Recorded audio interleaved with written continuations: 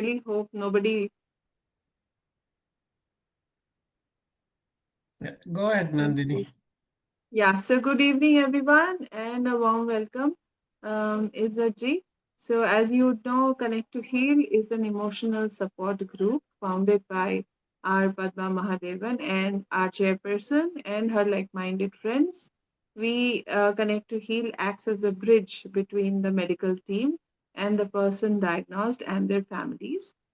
So, at Connect to Heal, we believe that emotional healing is a vital part of our overall well being.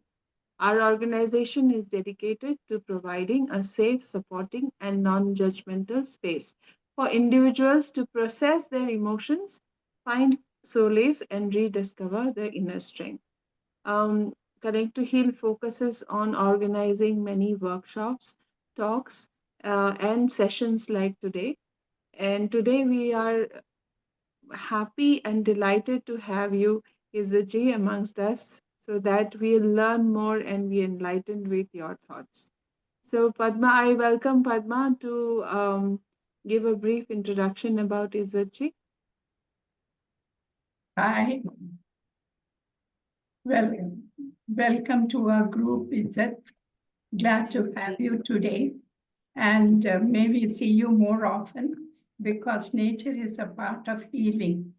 And by today's meeting, today's number, you would say that it takes a lot of training for people to look towards nature for healing. Actually, we have a motto. Okay, the motto says that let the doctors worry about illness. Our focus should be on wellness. And Connect to Heal has been focusing on wellness and emotional competence. Emotional strength is needed. I remember somebody saying that what component does emotional support do? We need to know more about clinical aspects. So for that, I'm reminded of the time I was in training. And my training, you are aware, is that you also did in the same organization. And my training insisted that a person before they are qualified should undergo intense therapy. And that was very, very painful for me. In fact, it discouraged me. And I wondered whether it is worth going through this painful path. My trainer was very encouraging, and he said, unless you hit the rock bottom, you will not go up. And today, I'm going to introduce Izzat, who has traveled the hard path and has decided nothing like the highest pinnacle she needs to reach. So Izzat goes to you. Thank you. Thank you, Padma. I'm really happy to be here and to share the experience that I've had and the healing that I have also experienced in the mountains, in nature. Of course, everywhere around us, there are different elements that help in the process. But I have found nature to be very, very powerful. And the more pristine the nature and the more cut off from civilization, as we call it, the more intense, I think, and the deeper is the impact that it has on our well-being. It may not be the case for everybody because it should be something that also people are go up to their own level of comfort when they're out in nature. It shouldn't be out of their comfort or their, stretch zone and go into a panic area. And if they panic, then I guess there is not much of healing that happens. And that is also something we have seen. So nature is healing, but I think everyone has to take the dose that they need.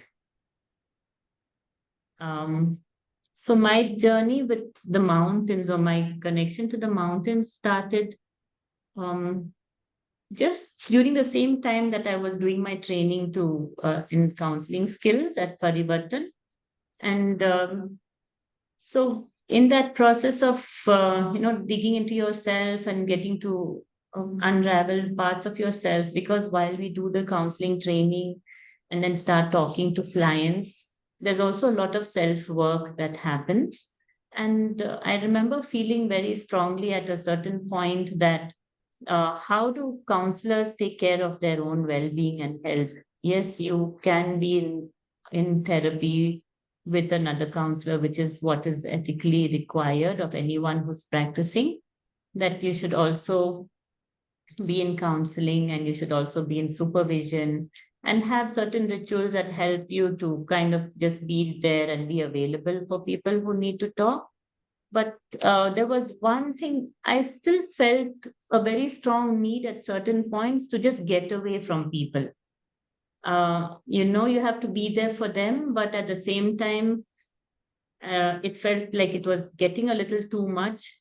And it was also a time in my life that I was going through a lot of personal issues at home, with my husband, and the way, the children were being brought up, and there was this difference between what I wanted, what he wanted, and we had a lot of friction. So in my personal life, there were upheavals with my kids. They were growing, they were teenagers, all three of them. And with work, it was getting very hectic. Parivartan can also be very overwhelming at times. It was towards the end of the training. So that's when one of the colleagues suggested, why don't you go on a trek? And he said, we are going to, there's a company called India Hikes. They take people into the mountains. And for me, it was, oh my goodness, is something like this actually possible? Which mountains? I thought some hills around Bangalore, but it was the Himalayas. And it was totally something I never thought about. But I just decided, okay, let me go for it. And I didn't know whether I would actually go or not, because I applied wondering whether they would take me, since it was an exploration of the Kashmir Great Lakes, a new trek that was being explored. So with no experience in trekking, with kind of questionable level of fitness, I applied. And after a little bit back and forth, they agreed. And then, um, you know, it was like almost a dream come true. It was too unbelievable. But then I saw myself there on the trek and were meeting new people, far away from anything I knew, in a totally new environment, and doing something I've never done before. And I remember very clearly this particular point that you see here. It is a point after on the Kashmir Great Lakes trek, where you reach up to a point from which you can see two lakes that you have crossed the previous day. One is Vishansar and one is Kishansar. And then you climb up to this pass. And I remember very clearly looking back at these two lakes. And I think that was like a major turning point in my life, because sitting there in absolute silence and no other human being around except for our trek, a small little group of us that had gone on this exploration, sitting there and looking back and saying, I've come all this way, I've done all of this, something I've never done before. And the clarity of thought, the way I could see things in the distance, and they, like, the world back home seemed to be so insignificant in so many ways. Like, I was thinking how big I have made all my own issues and my own day-to-day struggles and all of that. And here, sitting here, none of that seems to be even significant in the least bit in the bigger, thing of life. That was a very strong feeling. And I could be more objective in how I was looking at things. While I felt things were insignificant, I also felt very deeply connected to everything around me. So that it was a moment where I felt I was nothing and my problems were nothing. At the same time, I was everything and I was part of everything. And just holding these two together was absolutely, like, I didn't know such two opposing things like this could simultaneously coexist, and it felt absolutely okay. And it was a great space to be. And also at that point, I was thinking everybody needs to be in a place like this. Everyone needs to have an experience like this, just to connect to that deepest core of yourself and feel who you are um, in this universe and who you are in your own life and how things are and the perspective I got and that feeling I got. I think this becomes the most beautiful point in my life, also a great turning point. So there are many, many mountains I've climbed after that and many treks that I have done. But I think that first trek was something that was the most significant. After the first trek at Kashmir Great Lakes, I thought I will never trek again. I thought whatever I needed to get out of it, I have got. It would be too greedy of me. It would be like wanting too much if I wanted to do it again. But then I went with a group of students the next time because one of the participants said, "We need volunteers, please come, please come." So then that is when I went again. I said, "Okay, I'm going to help. I'm not going for myself."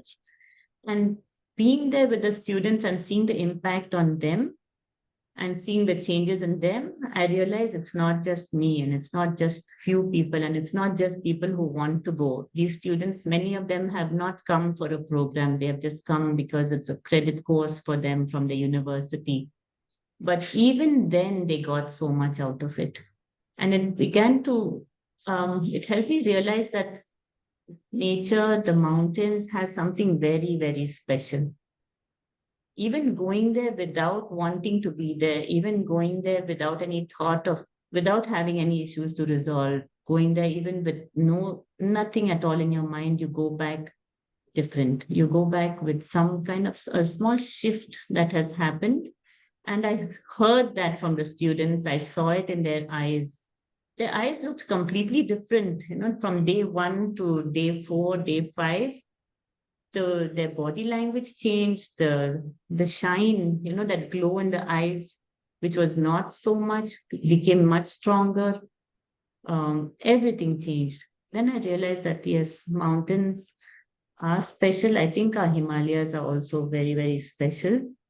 And there is something about being there that is deeply healing and deeply impactful and can is very transformative for most people who go there. And I remember this was like a standing joke in our family at that time, and they said it's all you speak so much about the mountains. It's almost that you found a new religion, and I remember like it just struck me. And so when I saw this quote, also it was like yes, it is. It's a very deep feeling that you have in your heart and in your soul, and that connection that you feel. It is something that even religion does. That's a true meaning. That is to connect a human being with their creator. And I think whenever I'm in the mountains, that connection and that feeling closeness with the creator, closeness with the force in the universe that holds everything together. For me, it felt almost as I would be in prayer or in meditation. It is just the same walking in these mountains. And yeah, without listening. So this is something that is, I guess, if you can imagine a counselor or a therapist or somebody sitting and a patient or a client just talking and you saying nothing back. The mountains are like that. They listen. The mountains listen, the trees around listen when you're walking in the forest. It's almost that they all hold your questions and hold your thoughts and allow you to go deeper and allow you to stay with it, allow that grounding to happen. And most of the time, people get the answers if they're looking for an answer. And again, it's not just the mountains. For me, the mountains are very special, but I also know that not everybody can step into the mountains. But there are the forests around, there are wooded areas which are cut off from civilization. And even being there, I have seen with especially young ones and with elderly people, just being there, walking sometimes barefoot um, if it's not full of thorns or something. We find areas where there's soft grass or where there's sand, and they remove their shoes and walk and hold on. We have different experiences, like look out for a tree that resonates with you and talk to it, or hold it. And we have many nature immersive experiences also that we have with whoever goes, the participants on the trek. And I have seen that these nature immersive experiences also are very, very powerful. And many families, many young people, even young children, 6 years old, 7 years old, sometimes you can't imagine the things they say. And they sit down and they talk about it with so much of wisdom that you wonder from where it has come. It's almost like the wisdom of the earth is just going through them, or the wisdom of the tree that they are, talking about, or the wisdom of the stars that they are in awe of.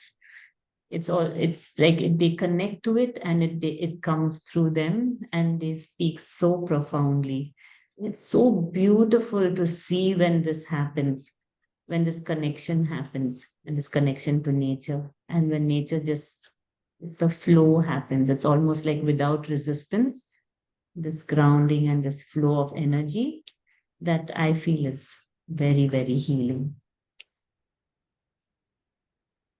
So one thing that we had done, we had from Apollo Cancer Care, they had reached out to us, and there were 6 cancer survivors along with their caregivers and a few doctors and 2 photographers who wanted to go on a trek, because they said that they had a goal and they wanted to do something great, and that helped them in the recovery process as well. And this team asked if we could take them into the mountains. It took a lot of work and a lot of preparation, but we actually finally did. We took them to Daira Bugyal. And Mr. Murli, you've been there, so you know how beautiful Daira Bugyal is. And we did not know how much they would do, but all of them completed this entire trek.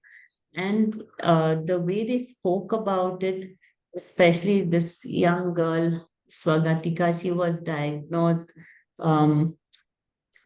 with nasopharynx carcinoma when she was 19. And she was here at the age of 24 at the summit.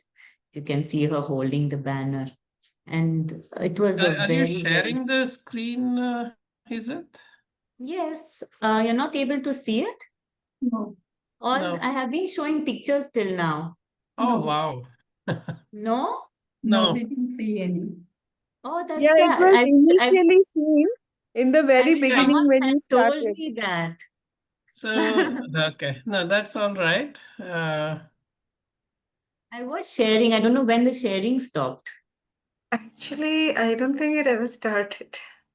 I haven't No, seen. it was there. Oh, She was sharing No, initially. it was there. It was It there was in there. the Okay, I beginning. haven't seen it Yeah. then. Yeah, oh, it was oh. there. That's all right. I mean, we can probably quickly go through the pictures as Oh, well. okay, wait, let me try to get that back. I just assumed that you all were seeing it till now. No, we were listening. We were enthralled by your speech itself. We didn't even think of Oh, the God. slide. Now let me see. I'm sharing. What Yeah, do I? there it is. Yeah. Yes. Yeah. Yeah, now you can see it. Yes. Yeah, And and you if have I to go click, to... if I click slideshow, let me know if you still see it. Yes, perfect. Okay, I'm all right. Now still? Yeah. Yes, we can see. Beautiful Okay, Oh, picture. wow. okay. See? Oh no, I was talking about this moment and I thought you were all feeding it by seeing where I Yeah, was felt sitting. it. We were there. At least I was there. This is Daira Bugyal, is it? No, this Now was we can Kashmir see. Great Lakes, the Oh, first trek that I went, and I was oh sitting at this yeah. point, looking back at the 2 Now I lakes. am inspired. It's been on my list. Now I'm feeling more inspired to go. So this was the 2 lakes that we passed and walked up to this point, and then, whatever I spoke about, that turning point and that realization happened at this point. Looking down at Kishan Sir and Vishan Sir, these are glacial lakes that are in the mountains formed from the melting glaciers. And it doesn't look too far, but it takes almost like about 6-7 hours to reach where this point is. And it's a very steep climb just below. This photo doesn't do justice to it. Like, it's a huge climb to come up to this point. So it feels very fulfilling. And then resting at there and taking in and the breeze and the sunshine and just the absolute silence. It was too beautiful. And this is when I felt like it's something within us that resonates with the mountains. And when I spoke about, people who teased me that I found a new religion, this was what I was showing. Like, Big words. yeah. And the answers that you just get it from the mountains, from everything around you. And at this point, you can look around and 360 degrees, if you can imagine, you just see mountain tops.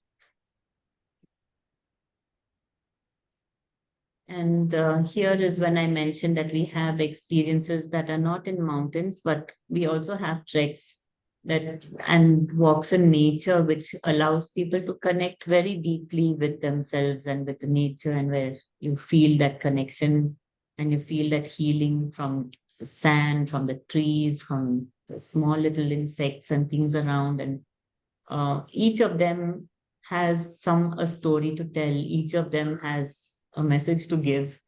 And when we listen to that, it is very, very powerful. And this is the group that we took from Apollo Cancer Care. And this young girl over here, Acharya, she was the life of the group. And we also had so the age group was between 24. She's 24 over here. And the oldest person was 71, Ms. Dr. Das. And he was a former ISRO scientist. So he was also part of the group. And they really, really did very well on this trek. And they went back with new zest for life, and like a new thing. Like, now there's so much beauty in this world. Because one thing, sitting in the cities, we don't realize how much beauty there is in this world. We get a little jaded. We get with all the news around us and the papers saying this and then media and all of that, people we talk to. It's so depressing at times, but when they're out in nature and out in this beauty of the universe, you realize the world is actually a beautiful place. And for many people, that's so important. And for many people, that's a reason to keep doing what you do, so that, you knowing that all of this beauty is out there. Even for those who work with, say, climate, or those who work with anything, you need hope to continue doing what you do, and for you to feel that my work is meaningful. And this gives a lot of hope. That is something that I have personally experienced. This is one of our colleagues in office. Her dad was diagnosed with cancer about 12 years back. And they had told him that he has maximum 1 to 2 years. And right now it is 12 years later. He's been through her marriage. He's been through her having her daughter. And he's gone on this trek that you can see over here, the Chhattisgarh jungle trek. And he looks forward to going back again, though he is not very strong. But I think having his and he spends as much time as possible in the little outdoors that they have on their terrace.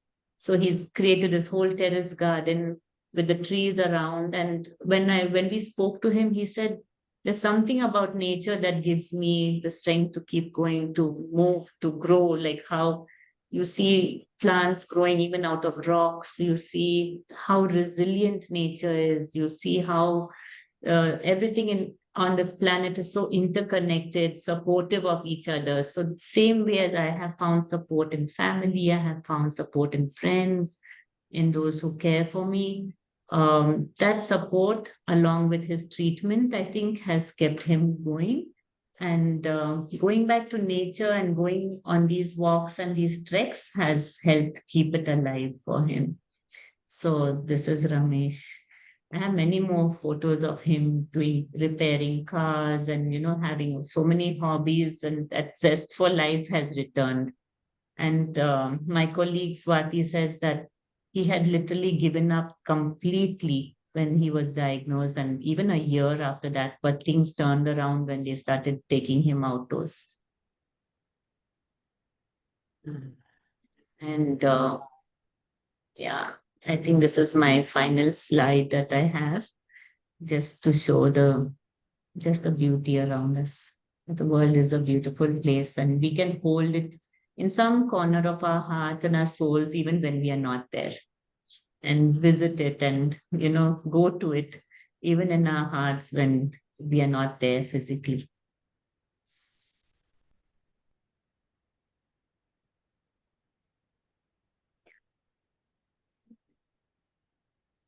Is there anything you all would like to ask?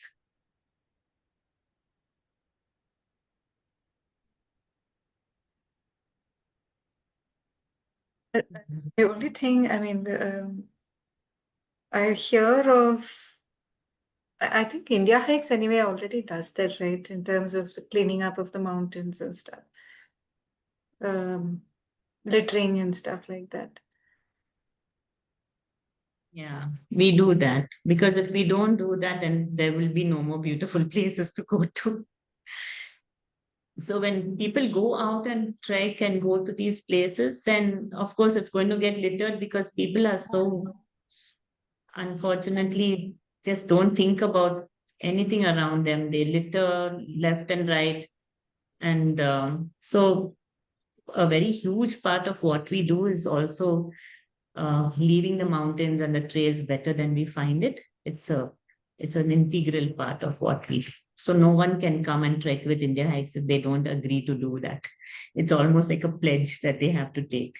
And if they don't want to do it, then they say, sorry, then you don't deserve to even walk there. No, that's really important, right? I mean, these are beautiful, untouched places, most of the treks that you guys have designed. So, Yeah. So is it, you spoke of the oldest being 71 on one of those treks. Yes. How are the senior citizen treks managed? I mean, in terms of, let's say, physical fitness, their preparations, and then medical emergencies that may come up. I mean, so we emergencies do. may come up for anyone, but more so Yeah. for the senior citizens, right? Yeah, so for senior citizens, we choose treks which are a little easier. We break the days down into shorter walking days, and we have a lot of support. So we have the ratio of our team to the participants is higher. And also, we have some of our best trek leaders who are there, who are trained with how to deal with any medical issue that comes up. Uh, so here, before they even come, we have their reports and we go through it and we get clearance from their doctors. You're aware of that. The medical certificate has to be. For seniors, we go through it even more in detail. We have BP checks constantly. We have oximeter reading. We take all of those readings throughout. And we keep a very close eye. We have evacuation in place. We have standby ambulance, and we know where is the nearest place to take them in case of an emergency. So we do a lot for the seniors treks, because though it doesn't make sense economically for us, because we don't really, the profit margins drop, it goes into negative, but we strongly believe that, it's such a good thing for seniors to be able to trek, and at a time in their life when mostly they've given up. My mom also, she was 76 when she went to the Chhattisgarh jungle trek. And after that, her life is different. She goes for walks every day. She keeps exercising whenever she can. She eats healthy. She says, if I remain in a good condition, if my knees are fine, then I can continue going on treks and walks. And when is the next one? So, and we organized one recently. Now that she's 78, she's gone again to Yelagiri. Where it was not a big trek; it was a small trek. But just we constantly have this thing that if seniors have something like this to look forward to, it keeps them healthy. It keeps them in a much better, sense of it gives them that thing that I have something to work towards, something beautiful to go to. And we have now again another group of all the parents of our trek leaders who are going. They are not really senior citizens. Most of the parents are my age or younger, but yeah, and we have people in our 70s. I went to Georgia recently. We have the Georgia trek, and we had one person who was 72 on that trek, and it is tougher than any of the treks that I've done here. One of the days was from 7 in the morning till 8:30 at night. We had to trek, crossing river, going across a pass, and it was really, really long. But he did it, and he was one of the first to reach the next campsite. So yeah, he's been trekking almost like every year, at least twice. Okay. Hello. Yes, Padma. Yeah, that's a full life you have led and you're leading. God bless you. I like the arrangement for the seniors. That should sit well with Shilpa, who's planning about seniors aging beautifully, actively. Thank you very much for that, Thank you. Yeah. Ajita ji had a question. नहीं मैं ऐसे ही पूछने वाली थी आपको कि इतने track किए तो आपको कभी वाइल्ड एनिमल से सामना करना पड़ा क्या? ऐसा जस्ट मेरे मन में आ गया.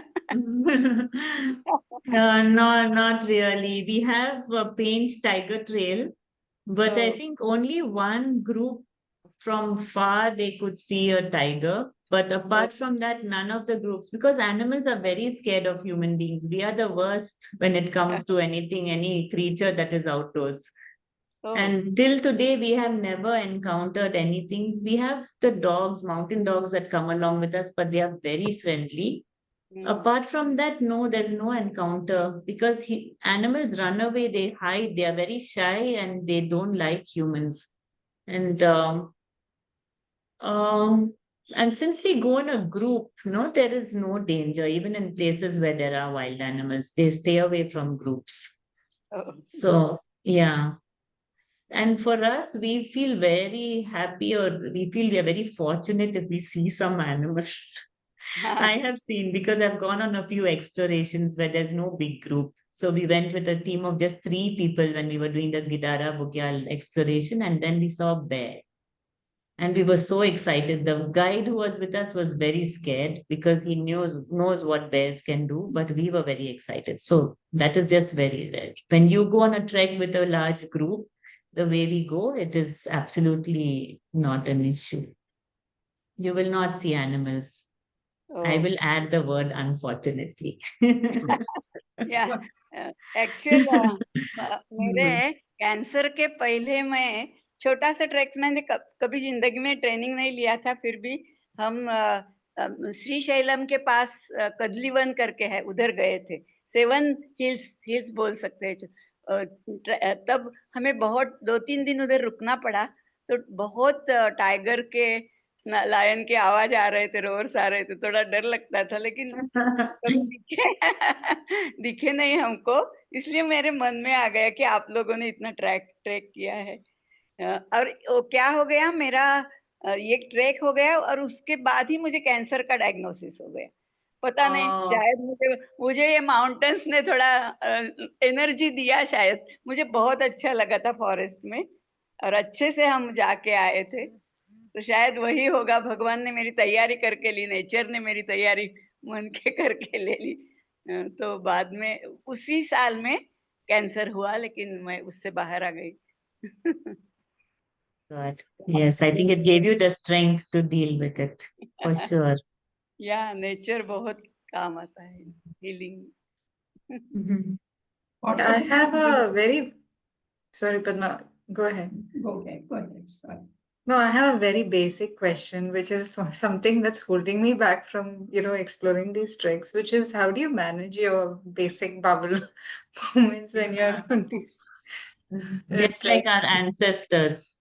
The business centers are there. Sorry? I said it's a joke within the India hikes trekkers usually. So the business centers are there.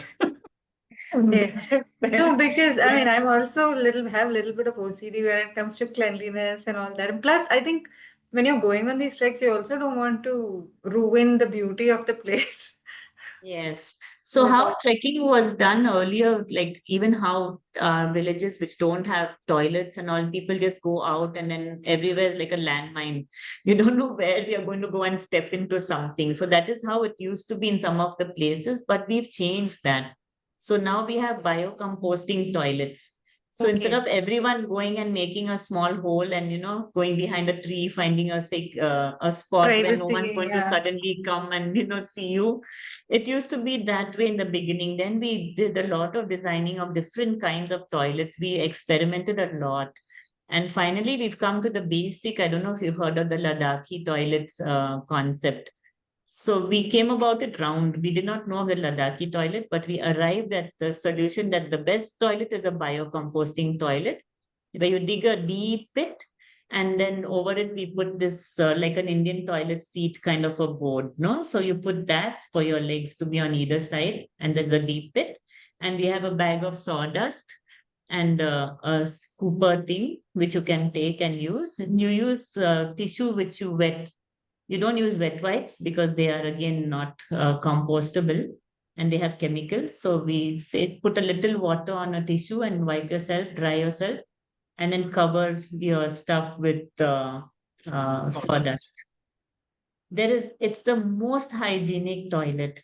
If you ask me, the commodes that we are all now used to is the most unhygienic It is toilet. unhygienic. Yes, I agree completely. Yeah. It's The just best is to squat and do. Of course, there are many people nowadays recently who have knee issues much more than before, and they cannot squat. So we have these camp seats that you place over the hole. So it's just kept outside the toilet. You can take the camp seat, place it, and you can sit on it.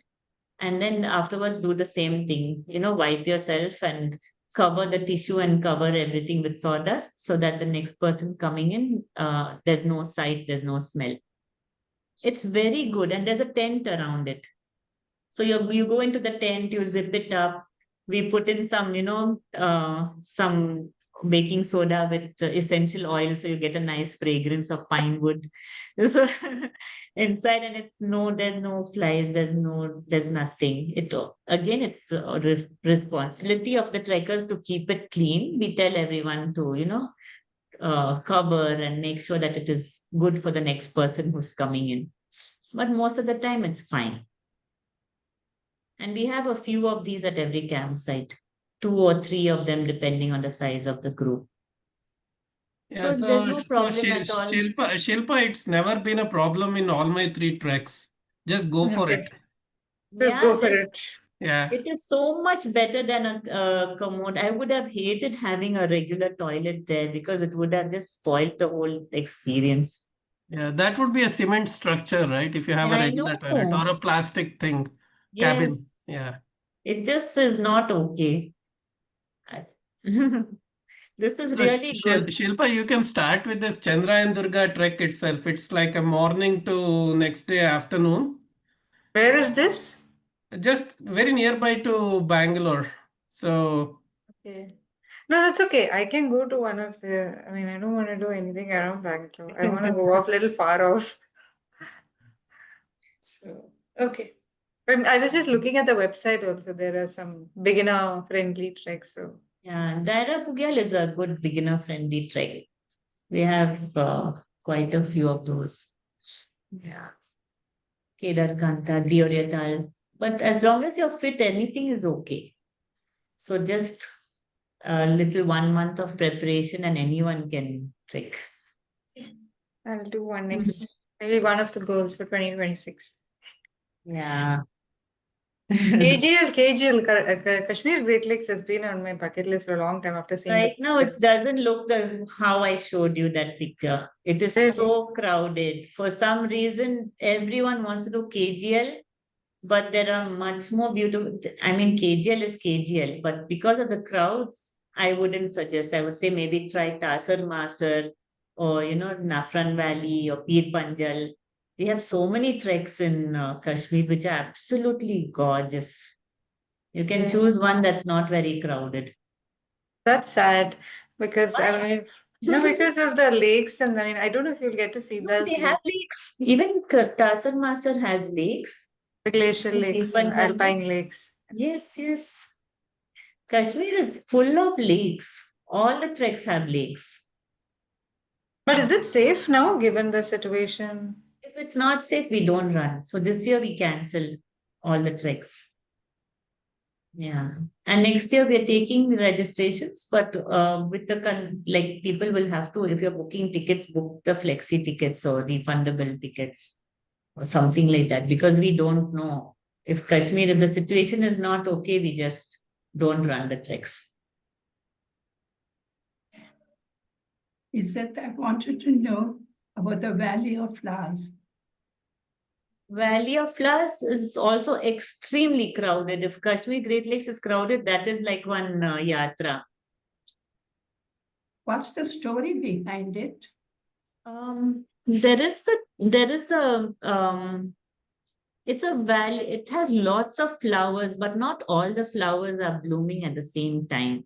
So depending on when you go, you get different flowers. And that is the same if you ask me for almost any trek in the Himalayas. Like if you go to Deoryatal Chandrashila, you go to any of the treks in Kashmir, you will see flowers just as some of the places, even more than Valley of Flowers. So because the name is so catchy and people think this is a place where you will see all the flowers, they go there to see flowers, but you can see flowers on all the treks. Which is the most beautiful trek according to you? Oh, that's very hard to say. It depends on season. So again, what kind of beauty? There is snow beauty where everything is full of snow and the trees have that, that whole Christmas, traditional Christmas look. You get that with those golden sunsets where because it's all snow, so the sun makes it Reflects. look exactly like a mountain of gold. So that's a whole thing in winter. You get those perfect sunsets, red skies as the sun goes down and the golden mountain vanishes and everything becomes, orange and then deep red. And then it becomes dark and then you see all the stars. It's fabulous. So winter has that crispness, but there are other times like if you go during just after the monsoon, then everything is lush green. So that's a different beauty. Of course, you'll see clouds and you'll see all different elements and all of that stuff. You may or may not see clear skies, but that's a different beauty. You can go before the monsoon in summer, like in spring, after the snows have melted, and that's a different beauty. So you can go to the same trek 4 times and it will seem like a different trek. So I don't know how to talk about beauty when it's always beautiful. Yeah.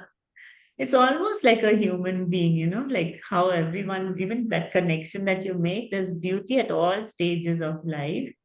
And A nice connection you made. Yeah, different ways, different forms, but it's always beautiful. Even when it's harsh and the weather, like it starts snowing, it starts raining, you're feeling cold. That itself, you may not see the beauty around you, but then you have an experience that you'll never forget. And that survival and that feeling that if I have done this, I can do anything in my life, that is also huge. The Chadar trek is also you do, right? The Chadar? Chadar again is overrated. Overrated, is it? Yeah, there's a road running all along the Chadar. I wouldn't want to trek where there's a road with trucks going along it. because now they have made that, and the chadar doesn't always form. So sometimes because of global warming, most of the time you are not even able to do it. Even though you sign up for it, many groups get cancelled. And Really? yeah, so we don't run the chadar trek. It's not safe also, and it's not a great experience. There are many treks. Chadar and others were known in those days when no one knew about treks, and then few names stood out, and those names have remained. But the new generation and the people and the new treks that have come up are amazing. We have new ones which are being explored even now, and they are really something.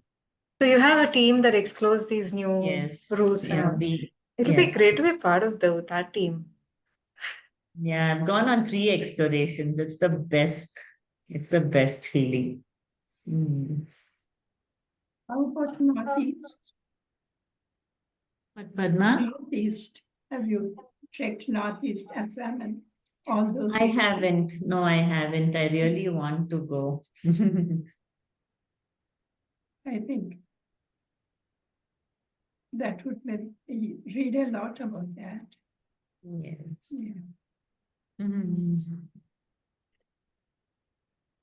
So there's nothing else. Should we wind up today? Mm. And we can always do this again, Padma, if you would like to. For if there's a time or a place, you just let me know. Don't worry too much. If I'm free, I'll definitely agree. It was beautiful, this limited number of people. It was more cozy, homely. Everybody could enjoy the scenery. I think Murli is dying to say thank you to you. Just one. I also saw, before we close, Murli, sorry. Yeah. I also saw you did these corporate leadership treks. Yes.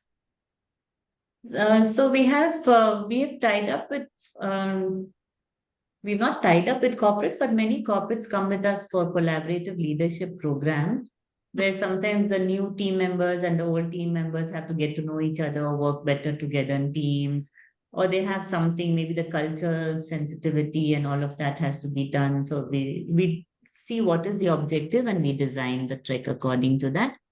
But just going and trekking together, cooking together, struggling together, seeing people out of their comfort zone, and working as a team has a great bonding effect, and it definitely benefits. But having said that, we don't really encourage, we don't promote it to any, we don't do any marketing for corporates. Right now, we don't even have it on our website. But those who know and those who've come on treks, they say, can we come? We have programs for college students. So we have IIM Bangalore, IIM Lucknow, Indore, Goa Institute of Management. For many management institutions, we have a credit program that they do with us, and that is the collaborative leadership program. So Okay. So even now in you don't, December, yes, you had a question? I'm saying, so any reason you don't promote it? You said you don't really, it's not. Corporates are very painful to deal with. So they have too many demands. And then going out, they have too many expectations. They want to party, they want non-veg, they want bonfire, they want music, they want alcohol. They It want, takes so away when from they, the no, essence of the we trip. don't allow it. So when they come, we start with, there's no music, there is no bonfire, there is no alcohol, you're not allowed to smoke, there is no music, there's none of these things. Do you still want to come with us? Most of the time they say no and they go. Earlier we used to talk and try to make them see the beauty of this whole program, and then convince them not to ask for this. Now we don't do that. We start off with, all these are not going to happen. Do you still want to come? If they say yes, then we go ahead. Very few say yes. But with college students, it is very good. And they are going to go into the workspace. So for us, it makes more sense to take college students. The time that goes into it, in the investment of your time and energy and everything is worth it when you take students. And they get into work with the right mindset, hopefully, thinking about sustainability, being more empathetic, being more inclusive, knowing how to work as a team, knowing how to share responsibility, all of these things that come with the way we design it. they have a lot of takeaways. And many of them, these IM students, once they go out into work field and they write back to us, so they bring their companies later, they know why they're bringing them. So creating that whole thing is very important. We stand by the culture and values very strongly. No, I was just thinking if there's some way. I mean, I was Oh, thinking. yeah, if there's- definitely. Like good we to have stay in touch. Webveda comes with us, and you should hear the way Ankur Wariku spoke about just going with his team and how if he was like one of the ministers of, in charge of deciding on something, he would say every entrepreneur must trek, and he will not sign anything for a startup to start unless they go on a trek. Things like that. So we have those things. And then we had B-Next, a Japanese company that swore by this. They said it was a time for the promotions and changing of roles and all post-COVID. And the founder who had come, he just sat like one Buddha under a tree and just watched his team. And he said, just looking at them, I know who to put in what role, who to let go of, who to promote, literally. Okay, interesting. Yeah. So each one came differently. I don't know if you know Bizome. Bizome also the founder and his wife, they're now on a trek, and the founder went on a trek first with one of the IM groups to see how we run the program and how we actually bring about collaborative leadership. And then he was convinced, and then his team is coming. So we have those few, and we are good with that. If there are others who really want solid learning and they realize how much they can get out of it, then most welcome. But if they're seeing it as a fun offside thing where, the regular playing games and eating and drinking, then no. Got it. Mm. But these are customizable to some extent. Yes, completely. Mm. Sure. I mean, I'll stay in touch. Yeah, wonderful. बहुत अच्छा लगा आपने senior citizen के लिए इतना अच्छा किया है तो मुझे बहुत अच्छा लग रहा है I am also senior citizen 76 year old Wonderful. happy to hear all this thank you very much You're most welcome. I'm also happy that you're happy. You're most welcome to join us. Mm. God bless you, Izzat. So thank you so much. Thank you so much, Izzat, for joining us today and giving us your time. I mean, some of the things that you said, like, for example, everyone has their doors to open. I mean, these are some of the things that really touched me. Like, somewhere along the way, you said everyone has their doors to open, especially when going on trekking. And then things like, people getting touched by the nature, even those that end up going without wanting to go. Yeah. And the feeling of connectedness. Mm. And you also, when you shared about the wisdom of the earth, trees and stars coming through, um, and the amazement with which you know you spoke about that, and this wisdom coming from children as well, and not just the adults, from everyone. The inspiring stories you shared of the cancer survivors and how they got a spirit for life or a zest for life after the treks. And not the least, last and the least, the one that you had where you said to aim for the highest point is not the only way to climb a mountain. I mean, that was like a icing on the cake for me.